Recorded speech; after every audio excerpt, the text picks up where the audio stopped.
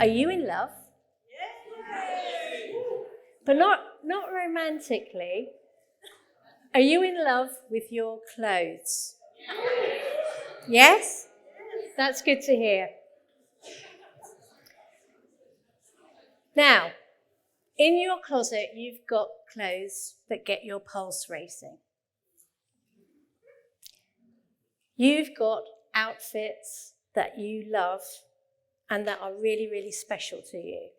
But what's special about them? Is it the colour? Is it the fit? Is it the memories attached to them?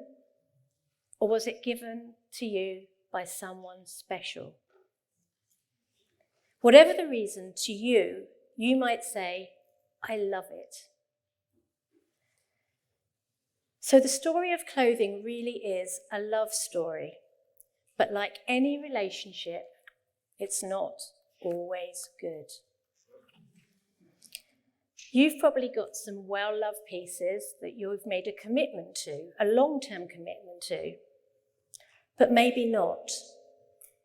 Perhaps there are mistakes that you made along the way. Impulse purchases, one-night stands. One-night stands that leave you feeling empty. Items that you push back to the back of your closet. You were lured in by their glamorous good looks, but in reality, you were deceived. So I'm Jo-Anne Godden, and I've worked in the fashion industry all my working life. I've worked globally in design and production for big brands like The Gap and Victoria's Secrets, amongst others. And I've been around the world, and I've seen global supply chains for the fashion industry.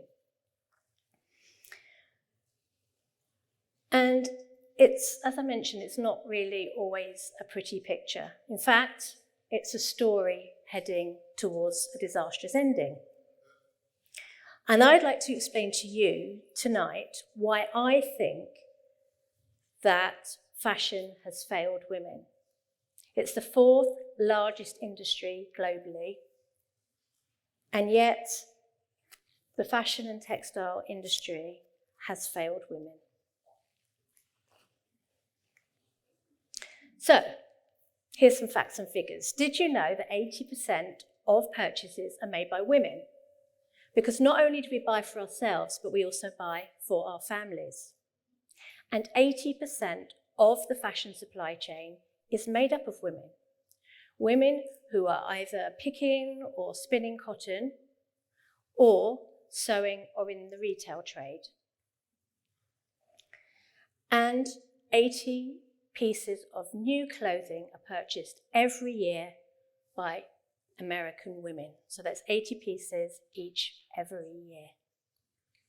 So can you see the impact that we have as women, as consumers? Every purchase that we make has an impact on women in the supply chain. And did you know that the textile industry is completely unregulated? It's actually out of control. And who does that impact most? Women. So during the 1960s, the US produced most of its own clothes. About 95% of all clothes were made here in the US. Some of them right here in Kentucky. Back then, we purchased about 25 pieces every year. They were quality clothes, made to last, and we paid more for them. But in the 90s, that production went out of sight and out of mind to far off countries where the labour conditions and the standards for environmental control were much, much lower, or actually non-existent in many cases. And that has caused a fundamental shift in the way that we value our clothing. A throwaway culture has been launched, if you like, by supermarkets. Buy two, get one free. as if we should buy clothing in bulk, like we buy food. It's called fast fashion, clothing that's made without care and disposed of in the same way, I'm afraid. So what about the women that work in the supply chain?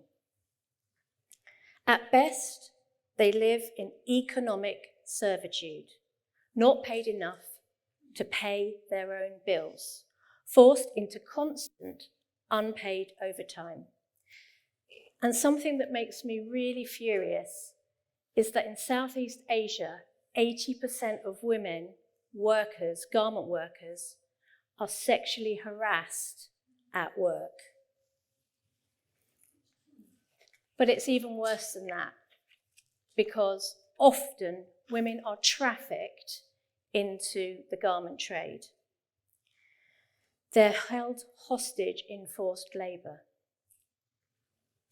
So when production went overseas, we failed to export the minimum working conditions, and those minimum working conditions keep women safe.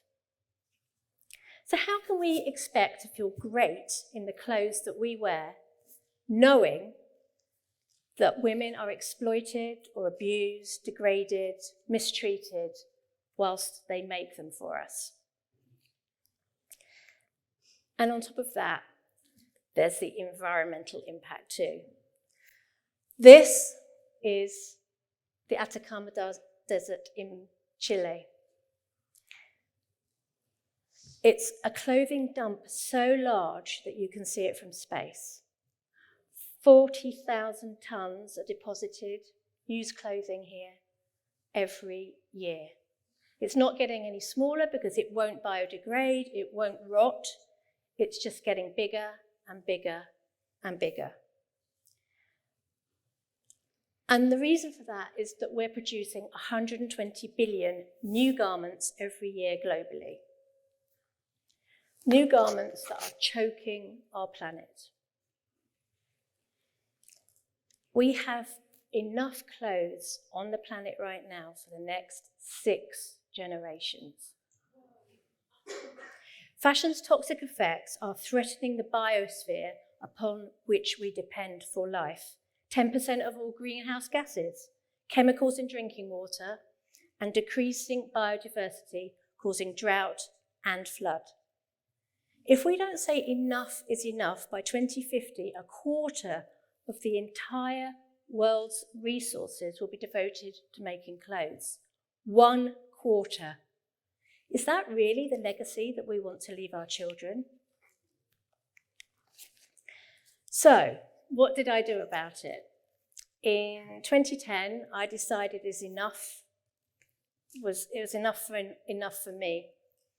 I decided I couldn't possibly be part of the system any longer, and I left the fast fashion industry. And I launched my own business, which is called RubyMoon. So we use sustainable fabrics, and we have a capsule collection, which takes you from gym to swim. And our slogan is to do more with less. We make swim and activewear, clearly, and we're a registered social enterprise. We have something called our Circle of Impact. Does anybody know what a ghost net is? So it's a drift fish net that's just drifting in the ocean and causing absolute havoc by just keeping fishing. So we use that material to make our clothes. So it's a regenerated nylon. So we clean the oceans by removing those nets, and then we manufacture locally in paying fair wages, considered slow fashion, using eco-dye prints and actually zero waste. How we do the zero waste is we've developed a new technology, which is the first fibre-to-fibre recycling for swimwear, so that we can get all of the swimwear and put it back in the system, so there is zero waste. And this is actually a real game changer, and we're currently looking for investment to bring that technology here to the US.